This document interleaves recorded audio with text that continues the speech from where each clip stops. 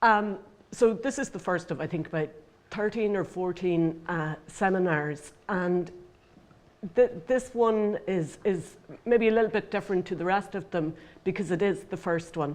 So it's an overarching seminar looking at this whole question of what is evidence, how do we get evidence into the public policy arena, and looking at some of the difficulties around that. My particular area of interest is agriculture, rural development, communities, community development, farm families, food safety. And I've provided evidence in a range of different settings, kind of advisory committees, commissioned research. I was a research fellow in the Department of Agriculture and Rural Development for a year. And I guess that's what really interests me about this. Because you see civil servants, academics, and community and voluntary sector people come together and it all breaks down. Everybody hates each other. And it's like, why doesn't it work? What's gone wrong? And that's one of the things that really interests me. And also the fact that I've produced so much wonderful evidence that just hits the bottom of the bin. And you think, you know, what's the process there and how do we make it work? So, okay, what I'm going to talk about is what we mean by evidence-based policy. You know, where has this come from? What are we talking about? And then I'm going to talk about the complexities of it, you know, because it all sounds very well in theory, but when you start unpicking it, it gets really messy. It's a bit like the idea of community. It sounds like a great idea, but when you start teasing it out, it gets very complex. I'm also going to look at complexities of evidence. You know, evidence is disputed. And one of the basic problems is this idea that there's a straight line from evidence to policy, when it's a much muckier process. And we fight about what's the right evidence or how we should count evidence. And then I'm going to look at some of the difficulties that arise. And I'll give you some examples from my own experience of things that went wrong, things that really seemed to me that academics got wrong, things that were wrong from the kinds of stuff we were asked to provide. And then some examples, fewer, of good practice, when things really worked and what we can learn from that. And then I'm going to talk a bit about moving forward and what all of us really, I suppose, need to think about in making the whole kind of relationship work. And that's where I'll be really keen to hear your views. But I think the most important thing really is trust, it would seem to me. Each of the parties involved has to trust the others. Okay, so what do we mean by evidence-based policy and where does it come from? Well, the idea that policy and practice should be based on evidence isn't really anything new, but it really came to prominence in the way we know it with Tony Blair's governments. And he, you know, very much drove this agenda of modernizing government and really promoted this idea that policy and practice should be informed by the best available evidence. So we should look at what evidence is available. This had been going on a bit longer in medicine with the Cochrane collaboration, where there was some concern that there was a lot of evidence out there that wasn't being used to inform best medical practice, and that often research was being commissioned when the stuff actually was out there, but nobody was gathering it up and reviewing it and assessing it and using it to best inform policy.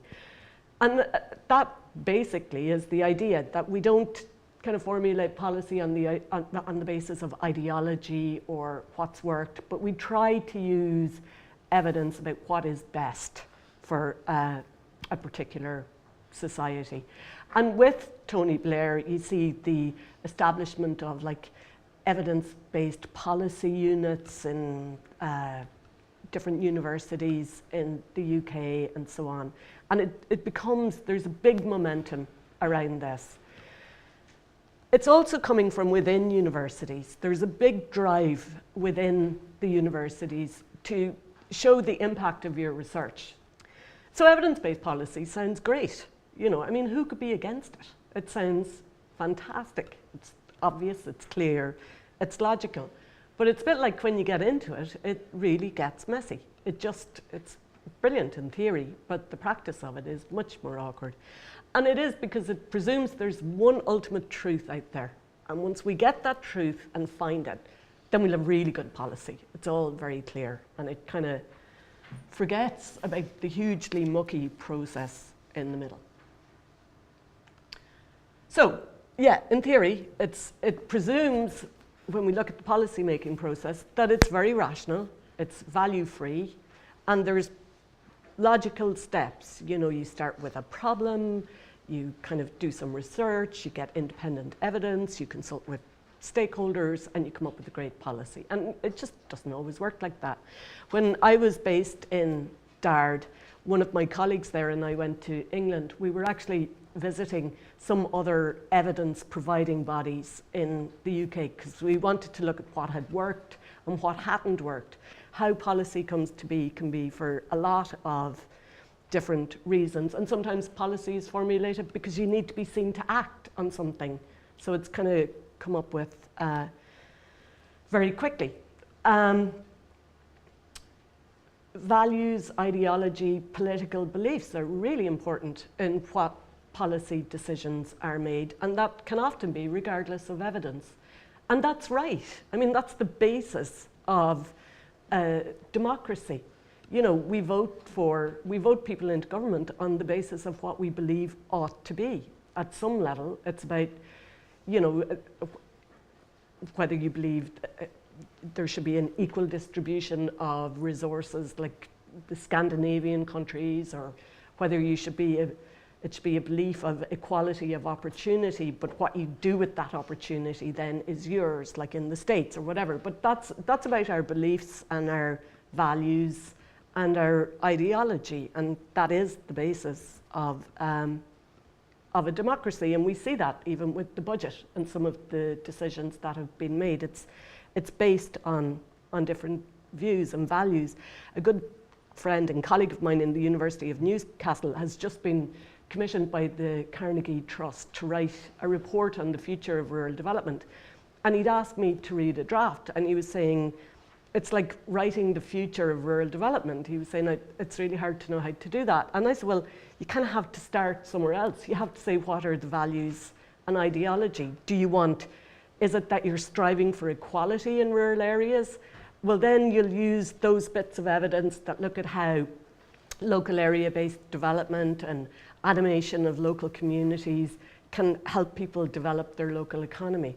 If you're looking at neoliberalism and you want to develop the economy in rural areas without any state assistance, then you look at the evidence around private financial investment and so on.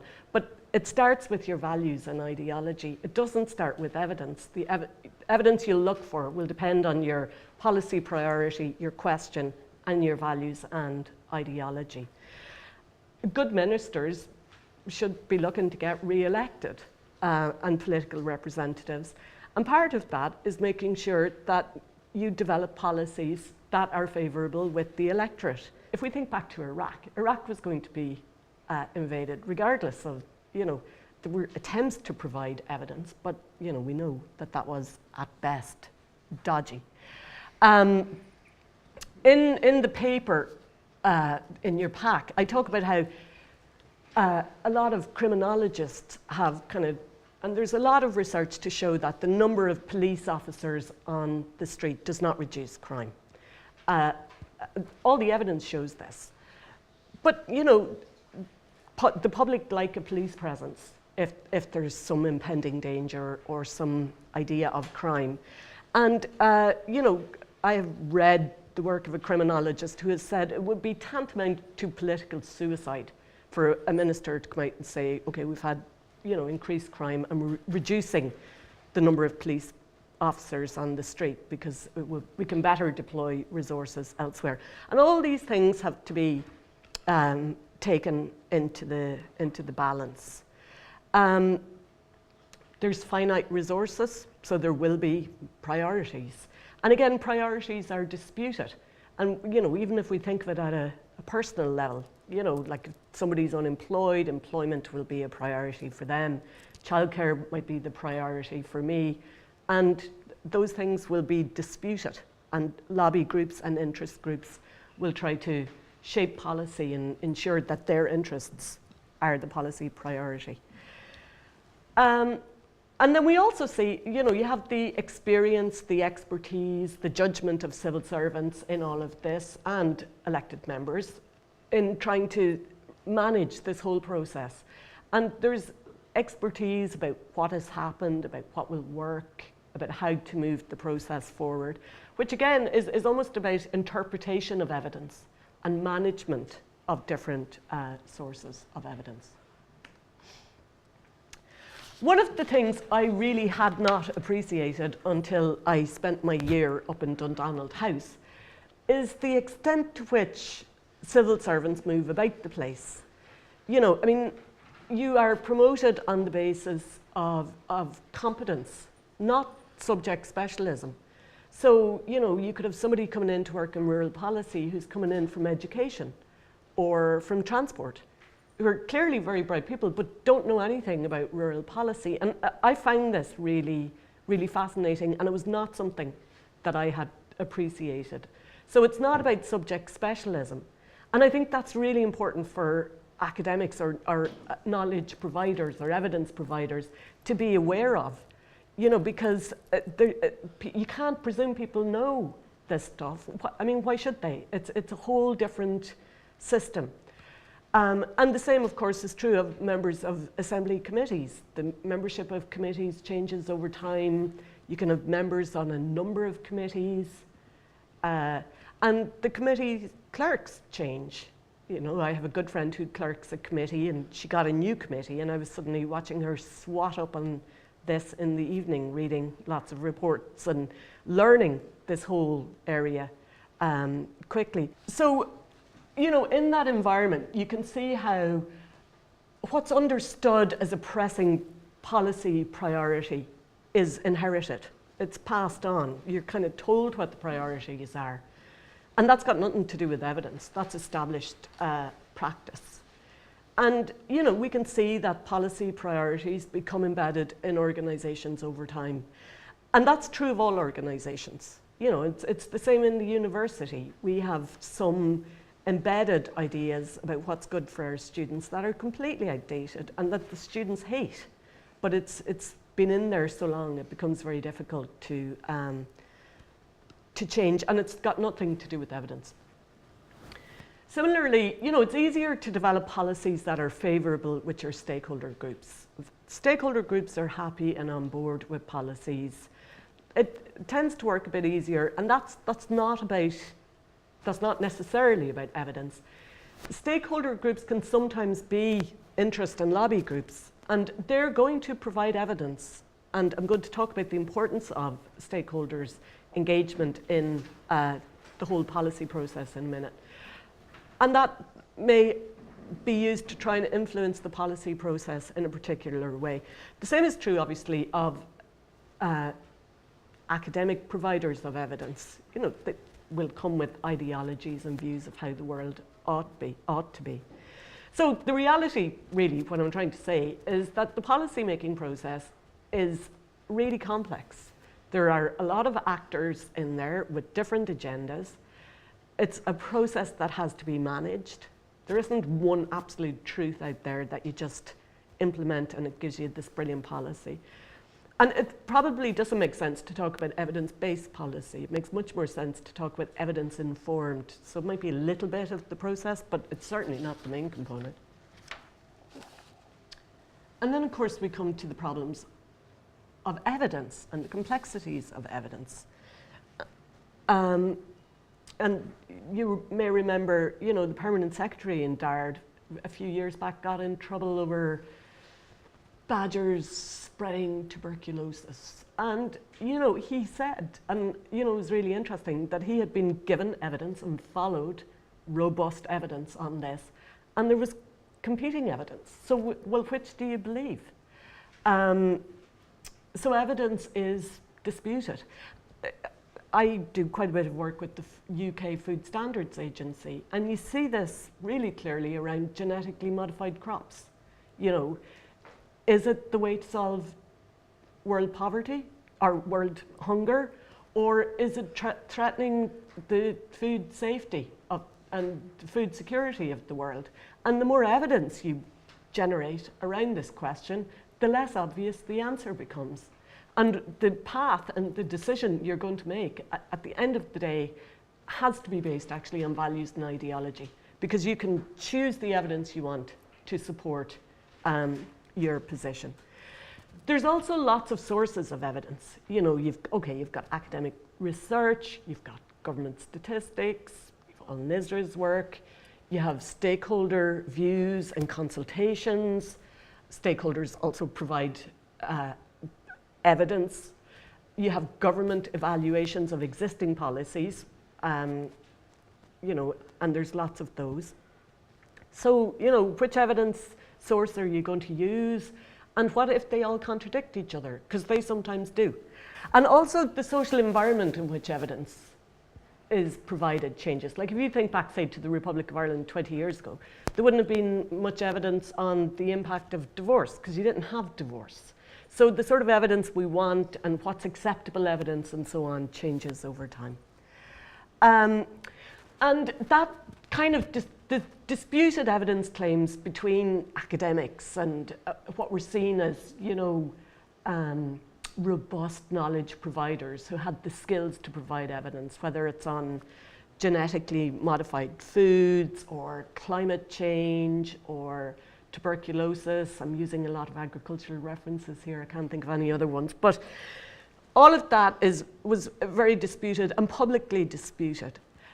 So then there was a big drive to bring in experiential evidence and to give that the legitimacy it deserves. That, well, people's experience is a valid source of evidence. How does this work out in practice? What can these people tell us about policies and how they're designed? And we should be bringing in this experiential knowledge. When I was in DARD, one of the things I did was, because all of the agricultural departments in Wales, in England, Scotland, the Republic of Ireland, they all have some kind of body that provides them with evidence, whether it's a consortium of academics or in Scotland it comes through one of the agricultural colleges and they have stakeholder groups involved in some way. And we had a one-day workshop in DARD where we brought all of these people together and asked them about the things that worked well and the things that didn't work well. And the things that didn't work well, that list was a lot longer. You know, so there are issues. The one place that really did have a very good relationship was Wales. It really seemed to work well, the evidence provision around agriculture and rural issues in Wales. And it seems to me it was because they all trusted each other. Everybody was on the same side and they were clear about it. And they were able to talk to each other, and policymakers would come in and honestly say, we have this problem, can you help? And people would go away and come up with stuff and help. And there was just a really positive relationship there. And I do think it was about trust. And they seemed to know each other and they'd built up relationships and there was just a confidence. I think some of the problems are sometimes policymakers, people looking for evidence, aren't really sure what they want, or they don't know why they want it. So you're asked to provide evidence, but the question isn't clear, or it's not clear what it's for. And that becomes really difficult then. One example of this would be DEFRA in England set up this rural evidence hub. And I went to talk to the people in the hub. They were based in York. And the idea was to break down all available stats, all the statistics on urban rural. You know, so numbers of schools, numbers of churches, numbers of post offices, travel to, everything was broken down by urban rural. But there had never been a question. So all this evidence was being generated, but nobody was really sure for what. And it became a monster, because then it had to be constantly updated. And when I spoke to them, DEFRA were in the process of dismantling it, because it was being generated without a clear question or reason in mind. I've also sat on research and advisory panels where I've been embarrassed and shocked by the arrogance of some of the academics on it, where there was a very condescending way of speaking to policymakers or stakeholder groups who came in. And yeah, it was embarrassing. And of course, then that type of approach makes civil servants defensive because they're not subject specialists. So if you've got this snooty, condescending know-it-all, it brings out a certain kind of response. Academics do not understand, for the main part, the complexities of the policymaking process. They don't, I think, understand timescales. They don't understand competing factors. And there can be that kind of precious ego thing where, you know, they get miffed if their work isn't adopted in its entirety and so on, because it's right. Some of my own examples of really good practice are the Food Standards Agency are wonderful to work with. They're very clear about what they want. They're very clear about the time frame. Very clear about the number of days they'll require of you. Your role is clearly set out. Their role is really set out. And I really like that when you give them evidence, it sparks a whole debate. And there's, you know, a lot of toing and froing. That was really good. I did a report for the European Parliament. They were looking at how to make the Common Agriculture Policy more effective after 2013. It's the next round of the Rural Development Programme. And that was really good because they sent, like, they were very clear what they wanted, the background, the length of the paper, recommendations, and they were very clear. They wanted recommendations they can implement like that. They wanted longer term recommendations that would take longer to figure out, and then blue sky ones, things they should be thinking about that may or may not be taken up. And that was really helpful. So I think being very clear about what you want is really good. A lot of it is about communication skills and being an open process. And I mean, obviously, we're keen to try and present our research in a user-friendly way. And that, yeah, that's about communication skills, I think. Okay, in terms of moving forward, I mean, from a policy perspective, what it seems to me from being involved in various forms of these evidence provision bodies is it's much better if you know what you want evidence for. What do you want evidence for? I mean, sometimes I've been involved in things where it's like people are saying, we're doing evidence-based policy because it's a good idea and we've been told, but nobody's clear what you want evidence for. What's it for? Do you want to identify future policy priorities? Is it about designing new policies? Or is it about the better delivery of an existing policy? So, for example, you know, you're not being asked, is rural poverty a good policy priority? Because that's not the right question. The question is, how do we best deliver a rural policy to ensure it's most effective? So it's about being clear. Are you questioning policy priorities or looking to see how to better deliver them? And what type of evidence do you want? Do you want a review of government statistics? Do you want a summary of what's been in all of those evaluation reports that everybody seems to ignore? Do you want to talk to stakeholders? Do you want to find out how things are rolling out? What kind of the priorities for people on the ground are? What type of evidence do you want? You might want a mix, you might not. But the thing is to be clear about what you want and why you want it. I also think to be clear about your time frame is really important. And that was something they seem to have got down very well in the Welsh Rural Observatory that advises government on rural policy. They had this idea of rapid response. So they had an understanding that, you know, you would be given a question and turn something around in 2 days. And that's about getting over academic hang-ups about how robust is this, and you don't have a 20-page appendix on your methodology because actually nobody cares. They just want a quick overview with some recommendations and options and something quick. And it's about learning that. And again, about being very clear about how you want your evidence presented. You know, and I do think it's probably best to provide a template. So if you say 2 pages, you mean 2 pages. Because if you do say 2 pages to an academic, there is the possibility you'll get 200 pages. And often you want, you know, summary boxes, bullet points, recommendations, and so on.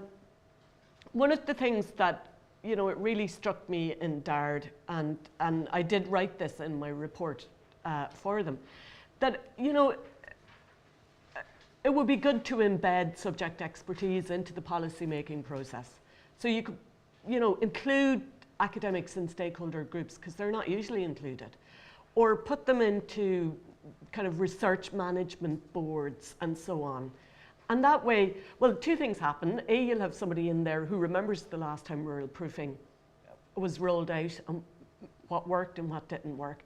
But you're also building those relationships that that are necessary in order to develop trust and to get a relationship that works. And then I think there's also a need to make sure you have formal mechanisms in place that enhance this relationship so that you can do it fairly quickly. Again, that was something the Welsh Rural Observatory had set up. I think they got quite a bit of their funding from the Rural Development Programme, actually, but it meant that they were evidence providers. So the Welsh Assembly wasn't having to go through procurement and stuff every time they wanted a rapid response, because the time they'd have gone through all those mechanisms, they didn't need the information anymore. So it's about making sure that there's those kinds of mechanisms in place. From an academic perspective, you know, we just more generally and more widely need to learn how to talk to people who aren't academics, which sounds really stupid, but you know, it's about making your findings accessible, and also about realizing that people have different needs. You know, I mean, the community and voluntary sector want evidence presented in a particular way and might want workshop questions so they can have a discussion, take it whatever way they want and do what they wish with it. You know, policy people will maybe want a 2-page brief with bullet points and maybe a couple of different suggestions that they can decide which, or scenarios, so they can decide which best fits their needs. So it's about making findings accessible, but also realizing that different audiences have different needs. And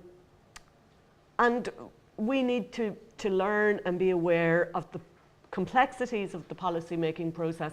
And I think that's something you need to bear in mind when you're working with us. We don't have a clue about this, or the majority of people don't.